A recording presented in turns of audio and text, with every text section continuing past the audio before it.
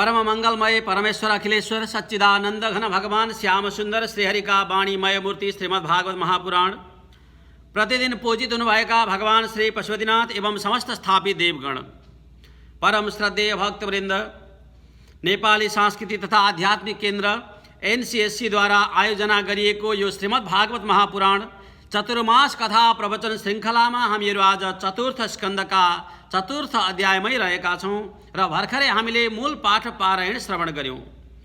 भगवानका यी परम पावन मङ्गल कथा चरित्रहरू श्रवण मात्र गर्दा मानव जीवन धन्य बन्दछ। मैत्रेय नाम गरेका महामुनिले भगवानका परम भक्त विदुरजीलाई यो कथा श्रवण गराउँदै हुनुहुन्छ र हाम्रो प्रसङ्ग रहेको छ जब भगवान शङ्करजी र दक्ष प्रजापतिको मनोमालिन्य भयो। आफ्नै ससुरा जो दक्ष प्रजापति हुनुहुन्थ्यो शङ्करजीलाई अति नै तिरस्कार गर्ने भएर जब एक अर्कामा वैरभाव सिर्जना भयो अनि त दक्ष प्रजापतिले बृहस्पति सब नाम गरेको यज्ञको आयोजना गर्नुभयो। त्यस यज्ञमा सबै अन्य आफ्ना जामाताहरूलाई, ज्वाइँहरूलाई, छोरीहरूलाई निमन्त्रणा गरियो। आखिरीमा भगवान शङ्करजी र माता सती जसलाई निमन्त्रणा गरिएन।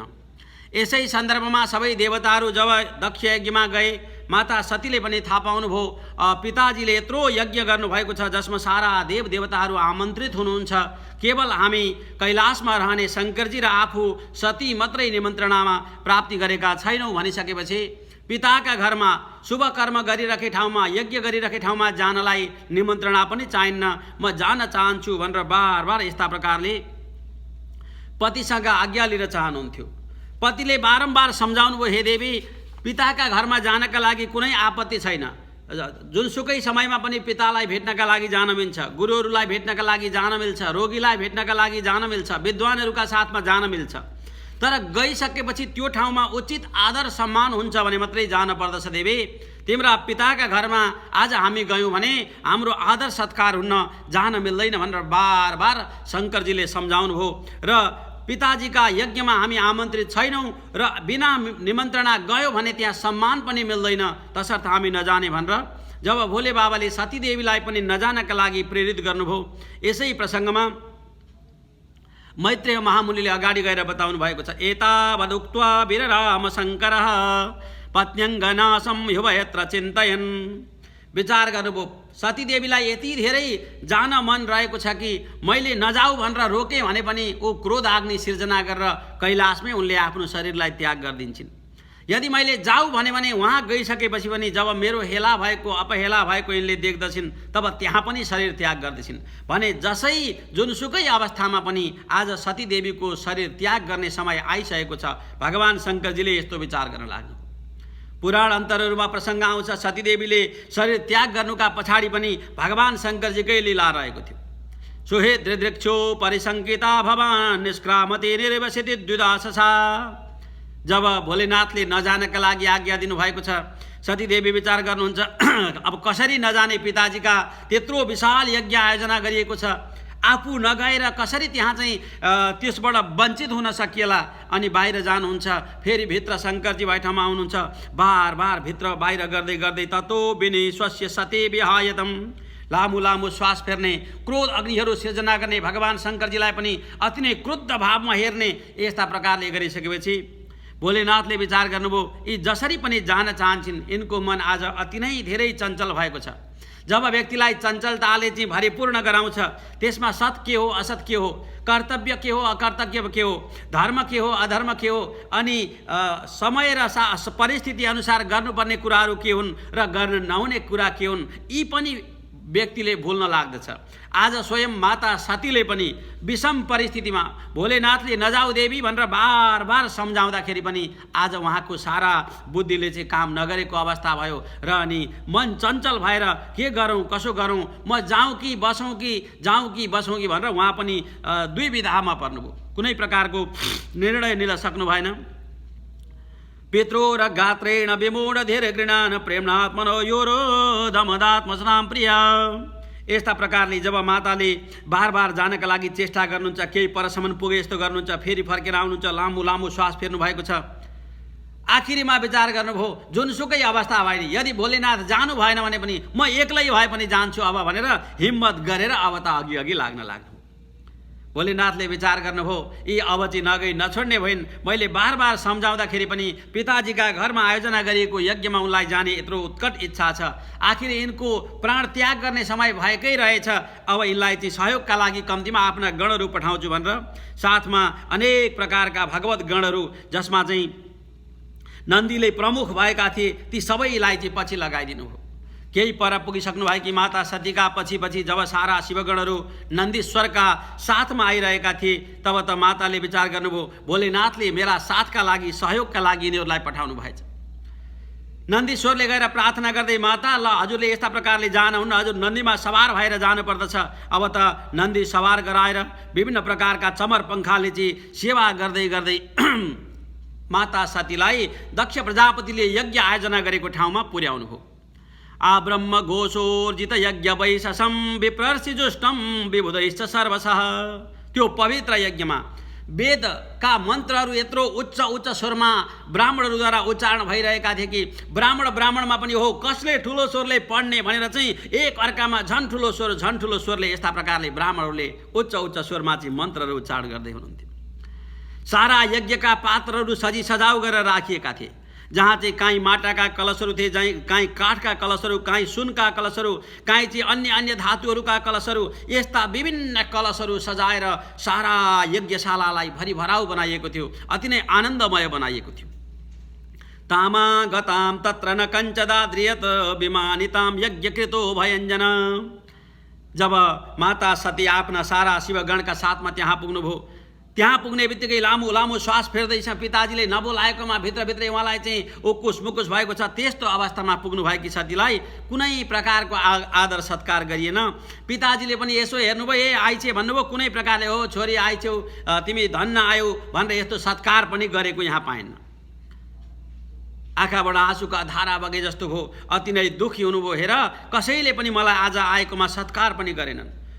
सारा प्रकारका सौन्दर्यले भरिपूर्ण भएका जति बहिनीहरू रहनु भएको थियो, बहिनीहरूले पनि अब पिताजीले नबोलाएको तैनी आइछे भनेर मनमा अलिकति दुष्भावना राखी भए पनि गएर यसो स्वागत गरे जसो गर्नुभयो। त्यहाँ पनि कुनै प्रकारको आदर प्रेम र एउटा सत्कार पाइएन। माताजीले पनि सदा गर्ने जस्तो प्रेम गर्नु भएन। माता सतीले विचार गर्नुभयो यी सबैजना त ल भइगयो, मन्द बुद्धि भएका कारणले आज यस्तो कर्म गर्न लाग्नुभयो। भोलेनाथको महिमालाई नबुझेका हुनाले यस्तो कर्म गर्न लाग्नुभयो। तर ब्राह्मणहरू त ब्रह्मज्ञानी हुनुहुन्छ, सारा धर्मशास्त्रका ज्ञाता हुनुहुन्छ। उहाँहरूले यज्ञशालामा त भोलेनाथलाई खूब सम्मान गर्नुभएको होला नि भनेर यज्ञशालामा गएर निरीक्षण गर्न लाग्नुभयो। सारा यज्ञशाला परिक्रमा गरिसक्दाखेरि पनि अरुद्रभागम तमवेक्ष्य चाध्वरम पित्रा च देवे कृतहेलनम विभो। यज्ञशालामा पनि कुनै रुद्र भाग भनेर रुद्रको स्थान छुट्याइएको छैन। ठुला ठुला यज्ञ गर्दाखेरि जुनसुकै प्रकारका यज्ञ गरिउन्, सारा देवताहरूका साथमा रुद्र स्थापना गरेर रुद्राभिषेक गर्ने, रुद्रको पाठ गर्ने, शिवजीलाई आराधना गर्ने यस्ता कर्महरू यज्ञका अङ्गका रूपमा रहन्छन् भने पिताजीले पनि कुनै सत्कार गर्नु भएन। ब्राह्मणहरूले पनि आफ्ना पतिलाई, आफ्ना भोलेनाथलाई कुनै सम्मान गरेर यज्ञशालामा राख्नु भएको छैन। जताततै अनादर छ। आफ्ना स्वजनहरूले, बन्धुहरूले पनि यस्ता प्रकारले चाहिँ अब अपमान गर्नुभएको छ भने दक्षते रुषा अति क्रोध सिर्जना भयो माता सतीलाई। विचार गर्नुभयो अब यस्तो ठाउँमा चाहिँ म रहेर कुनै औचित्य छैन।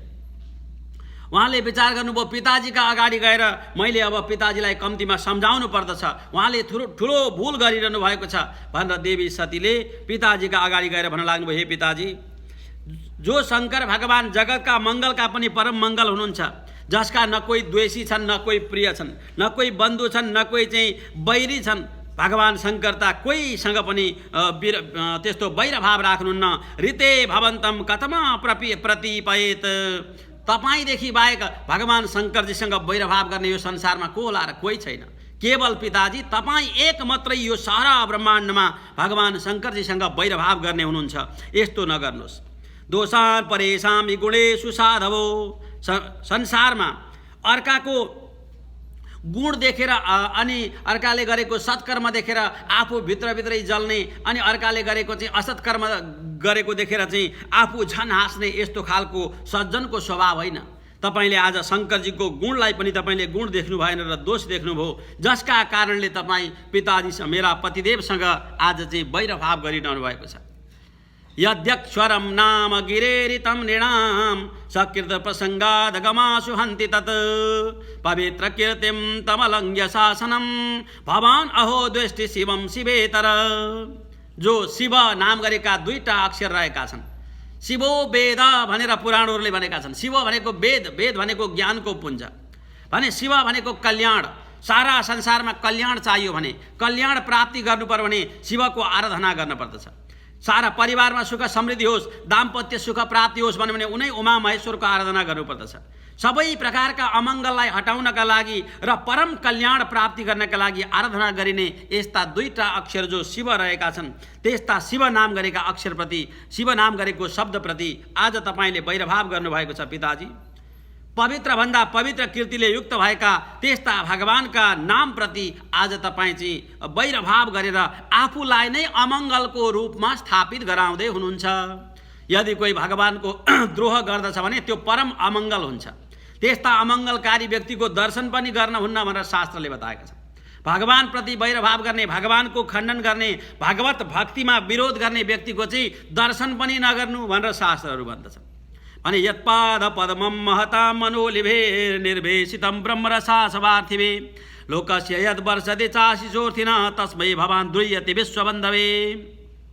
हे पिताजी, जुन महापुरुषलाई परम मङ्गलमय र आनन्दको स्वरूपलाई प्राप्ति गर्नका लागि सारा ऋषि महर्षिहरूले जन्म जन्मान्तरसम्म तपस्या गर्दछन् र उनै पुरुषोत्तम परमात्माको चाहिँ चरणारविन्दको ध्यान गर्दछन् भने त्यस्ता भगवानप्रति तपाईँले वैर गरेर वैरभाव सिर्जना गरेर आफैलाई अमङ्गलकारी बनाइरहनु भएको छ। हे पिताजी, यो संसारमा अधर्मको कति पनि लेस मात्रा पनि व्यक्तिले अनुभव गर्नुहुन्न।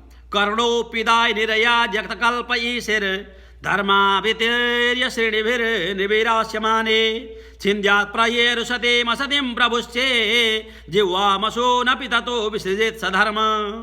सती देवीले भन्नुभएको छ, आफ्ना मान्छेहरूको, पितामाताको, पतिको, आफ्ना स्वजनको, आफूले मानेका व्यक्तिको कसैले पनि अपमान गर्दैछ, कुरा काट्दैछ, नराम्रा कुराहरू बताइरहेको छ भने त्यस्तो कुरा सुन्दा नि नसुन्नु, कर्णौ पिधाय भन्नुहुन्छ, कान छोपेर त्यहाँबाट चाहिँ बाटो तताइहाल्नु।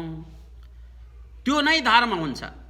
आफ्ना स्वजनहरूको, आफूले मानेका व्यक्ति, आफूले सम्मान गरेका व्यक्तिको कसैले कुरा काट्दैछ र आफूले सुनिराखो, आफूले त कुरा काटेका छैन तैपनि सुनिराखो भने पनि त्यसको भागीदार, त्यो अपराधको भागीदार आफू हुनुपर्छ। तसर्थ माता सतीले भन्नुभयो, आफ्ना स्वजनको, आफ्ना मान्यको कसैले अपमान गर्दैछ भने कर्णौ पिधाय, कान थुनेर त्यहाँबाट बाटो तताउनु पहिलो धर्म हो।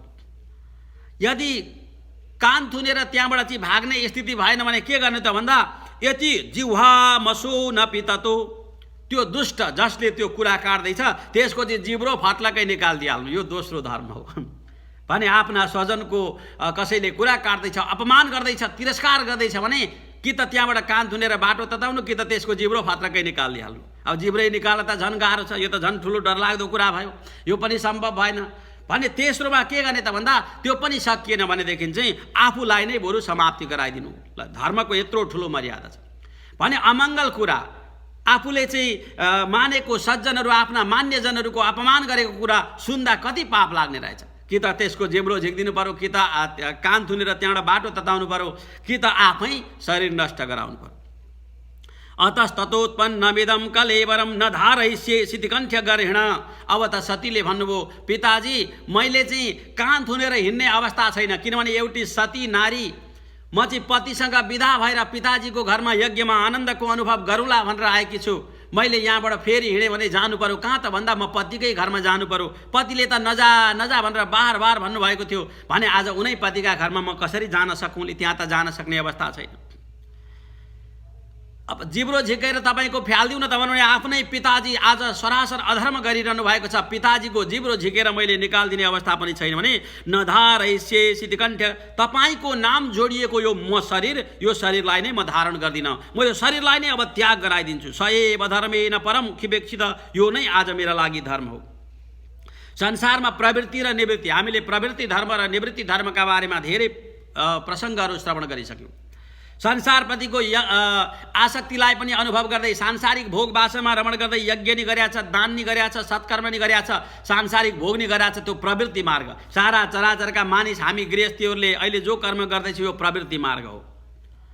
अर्को मार्ग हुन्छ निवृत्ति मार्ग, जसमा चाहिँ सांसारिक मोह वासना धन दौलत ऐश्वर्य पत्नी पुत्र परिवारप्रतिको कति पनि आसक्ति छैन। सम दम नियम आसन प्राणायाम प्रत्याहार ध्यान धारणा समाधि आदिको जो एउटा पवित्र मार्गद्वारा सांसारिक मोह वासनादेखि रहित भएर ईश्वरीय तत्त्वको अनुभव गर्दै गर्दै जीवात्माको परमात्मामा लगेर मिलाउने यो अर्को स्वरूप रहेको छ, निवृत्ति मार्ग रहेको छ। भने यी दुवै मार्गद्वारा आखिरी भगवानलाई प्राप्ति गर्नका लागि व्यक्तिले कर्म गरेका हुन्छन् भने आज प्रवृत्ति मार्गमा शङ्करजीका साथमा गएर मैले फेरि रहने अवस्था छैन भने म चाहिँ निवृत्ति मार्गद्वारा यम नियम आसन प्राणायाम प्रत्याहार ध्यान समाधि आदिद्वारा चाहिँ म आफ्नो प्राणलाई त्याग गरिदिन्छु। नैते न देहे न हरे कृता घसो देहोद्भवेन लमलम को जन्मना। भगवान शङ्करप्रति अपराध गर्नेवाला बड चाहिँ त्यस्तोको अंश रहेर जन्मिएको यो शरीरको कुनै काम छैन। सतीले आज पितालाई यस्ता प्रकारले बताउनुभयो। किनभने गोत्रम त्वदीयम भगवान वृषध्वजो दाक्षायणी त्याह यदा सुदुर्मना। जो मेरा पतिदेवले शङ्करजीले यदि म कैलाशमा फेरि फर्केर गएँ भने पनि कुनै बेला हँसी मजाक गरेको बेलामा चाहिँ मलाई हे दाक्षायणी भनेर बोलाउनुहुन्छ, हे दक्षकी पुत्री भनेर, दक्षकी पुत्री भनेर यस्ता प्रकारले तपाईँ जस्ता मेरै पतिलाई अपमान गर्नेको नाम जोडिएर मलाई बोलाउँदा म कसरी सहन गरौँली। तसर्थ हे पिताजी म तपाईँको यो अमङ्गलकारी स्वरूपले युक्त भएको नाम जोडिएको र तपाईँका अंशद्वारा प्रकट भएको यो मेरो शरीरलाई म राख्न चाहन्न, म चाहिँ यसलाई नष्ट गराउँछु। यस्ता प्रकारले अति नै क्रुद्ध बन्नुभएकी माता सतीले आफ्नो शरीरलाई त्याग गर्नका लागि निश्चय गर्नुभयो र उत्तर दिशातिर यज्ञशालाको उत्तरपट्टि गएर आसन जमाएर योग अग्निलाई प्रकट गर्न लाग्नुभयो। क्रमशः षट चक्रहरूको अनुभव गर्दै गर्दै योग अग्निलाई प्रकट गरेर शरीरलाई जलाउन लाग्नुभयो।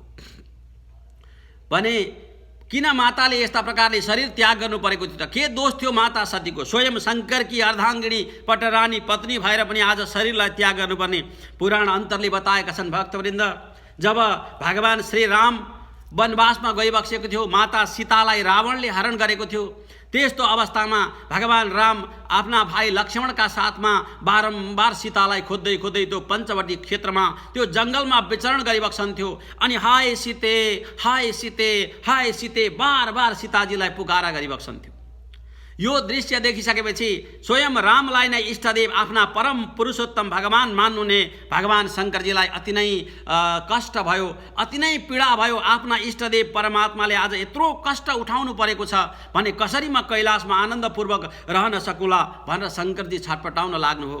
त्यस्तो अवस्थामा उनै माता सतीले सोध्नुभयो, प्रभु हजुर किन यस्ता प्रकारले छटपटाइराखिबक्सेको छ भन्दा, हेर देवी, मेरा परमात्मा मेरा ईश्वर मेरा इष्ट मेरा पूज्य भगवानको आज यस्तो गति भएको छ, उहाँले आमालाई गुमाउनु परेको छ, दुष्ट रावण मेरै भक्तले आज यस्तो कुकर्म गरेको छ भनेपछि माता सतीले भन्नुभयो, भगवान म त यसमा शङ्का गर्दछु। किनभने राम यदि हजुरका पनि ईश्वरका पनि परमेश्वर होइबक्सन्थ्यो भने आज सीता कहाँ छिन् भन्ने कुरा उहाँले तुरुन्तै पत्ता लगाउनुहुन्थ्यो। यस्ता प्रकारले विचलित हुनुपर्ने कुनै अवस्था थिएन। उहाँले त एउटा तुच्छ मानव जस्तो व्यवहार गरेर चाहिँ आज अति विरहमा पीडित भइरहनु भएको छ भने भगवान मलाई त उहाँको ईश्वरत्वप्रति शङ्का भयो, म परीक्षा गर्दछु भनेर भगवान शङ्करजीका परम पूज्य ईश्वर भगवान श्री रामको परीक्षा गर्न स्वयं सती आउनुभयो। तर आउँदाखेरि सतीको रूपमा नआएर माता सीताका रूपमा आउनुभयो।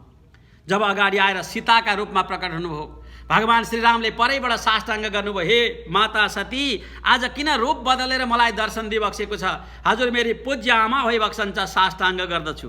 भगवान रामले सीताका रूपमा आएकी सतीलाई पनि सीता नदेखेर सती नै देख्नुभयो आफ्नै पूज्य। किनभने सदा सर्वदा भगवान रामले शङ्करजीको ध्यान गर्नुहुन्थ्यो, शङ्करजीले रामको ध्यान गर्नुहुन्थ्यो। शङ्करजीका दृष्टिमा माता सीता हुनुहुन्थ्यो अनि रामका दृष्टिमा माता सती हुनुहुन्थ्यो भने यस्ता प्रकारले आफूले आमा मानेकी आफूले पूज्य मानेकी सतीले आज छल गरेर यस्ता प्रकारले जब आउनुभयो, भगवान रामले साष्टाङ्ग गर्ने बित्तिकै सतीको परीक्षा गर्ने सारा बुद्धि समाप्ति भएर गयो। तुरुन्तै फर्केर जानुभयो कैलाशमा। भगवान शङ्करजीले भन्नुभयो, देवी तिमीले एकपल्ट मेरी आमाको रूप धारण गरिसकेकी छौ, यदि कसैले आमाको रूप धारण गरिसक्छ भने ऊ आमाकै रूपमा रहन्छ, तिमी मेरी अर्धाङ्गिनी कदापि हुन सक्दैनौ। शङ्करजीले पनि त्याग गरिदिनुभयो। यस्ता प्रकारले स्वयं पतिले नै त्याग गरिसकेको अवस्थामा उहाँले त्यो शरीर त जसै पनि त्याग गर्नु थियो, नष्ट गराउनु थियो। उनै माता सतीले आज दक्ष यज्ञको उत्तर दिशामा योग अग्नि प्रकट गरेर आफ्नो प्राणवायुलाई समाप्ति गराइदिनु भयो। तब त सारा हाहाकार मचियो। शिवजीका जो गणहरू माता सतीका साथमा गएका थिए उनीहरूले आक्रमण गर्नका लागि त्यहाँ चाहिँ सबै प्रकारका तयार गरे, जताततै उग्र स्वभाव सिर्जना गर्न लागे। यस्तो अवस्थामा यज्ञका आचार्य हुनुहुन्थ्यो भृगु